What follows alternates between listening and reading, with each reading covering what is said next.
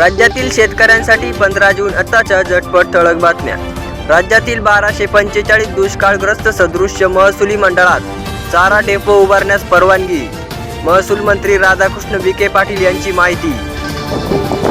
छगन भुजबळ नाराजीच्या मुद्द्यावर अजित पवार माध्यमांवर संतापले। बातम्या पिकवल्या जात असल्याचा दावा। कांदा उत्पादकांच्या नाराजीचा फटका बसल्याचे केले मान्य। मान्सूनबाबत मोठी अपडेट। येत्या 24 तासात कोकण आणि विदर्भात पावसाची शक्यता, तर काही भागात खंड पडण्याचाही अंदाज। दादावरून वाद सुरूच। केंद्र सरकारला वेळेत कळूनही कांद्यावर तोडगा काढला नाही, म्हणून 4 जिल्ह्यात महायुतीला मोठा फटका। मराठा आरक्षणाची चिठ्ठी लिहून तरुणाची आत्महत्या। हिंगोली जिल्ह्यातील 16व्या घटनेमुळे हळहळ व्यक्त। शिवराई हिंगोलीमध्ये वीज पडून 2 शेतकऱ्यांचा मृत्यू, 7 जण गंभीर जखमी।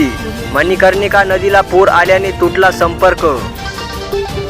मुख्यमंत्री सौर कृषी वाहिनी योजना 2 ची अंमलबजावणी। शेतीला दिवसा वीज पुरवठ्यासाठी 900 मेगावॅट सौर ऊर्जा प्रकल्पांचे काम सुरू। भाजपाचा अजित पवारांना बाजूला सारण्याचा प्रयत्न, म्हणूनच त्यांच्यावर चोफेर टीका सुरू। आमदार जितेंद्र आव्हाड यांचा दावा। खरीपाच्या पेरण्यांनी पकडला जोर। राज्यात 4,10,000 हेक्टरवर खरीपाची पेरणी।